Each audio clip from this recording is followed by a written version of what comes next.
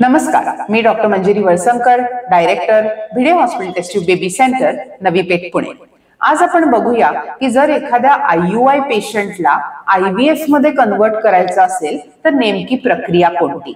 आता साधारण वर्षातनं एकदाच हा कधीतरी येऊ शकतो प्रसंग ज्याच्यामध्ये पेशंटला IUI साठी गोळ्या दिल्यात आणि ती अनपेक्षित प्रमाणे 2 पेक्षा जास्त अंडी किंवा जास्त फॉलिकल आपल्याला सोनोग्राफी मध्ये दिसतात। म्हणजे जेव्हा अपेक्षेपेक्षा जास्त फॉलिकल दिसत आहेत तर IUI करणं हे धोक्याचं असल्या कारणाने त्याच सायकलला कमीत कमी इंजेक्शन मध्ये IVF मध्ये कन्वर्ट करता येतं।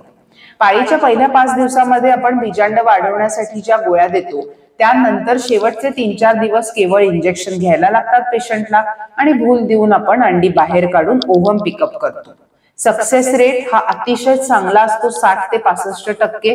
कमीत कमी खर्चात, कमीत कमी वेळात आणि कमीत कमी कुठल्याही दुष्परिणामांनी टेस्ट ट्यूब बेबी तुम्हाला कन्वर्जन केल्यानंतर करता येतं। त्यामुळे IUI मध्ये जर तुम्हाला अपेक्षेपेक्षा जास्त अंडी मिळाली असतील तर IUI न करता तिथल्या तिथे उत्तम दर्जाचा सक्सेस रेट हवा असेल आणि तुमच्या डॉक्टरांनी जर तुम्हाला सुचवलं असेल की IVF कन्वर्जन करूयात का तर नक्की करा, कारण ह्याचा सक्सेस रेट अतिशय चांगला असतो। धन्यवाद।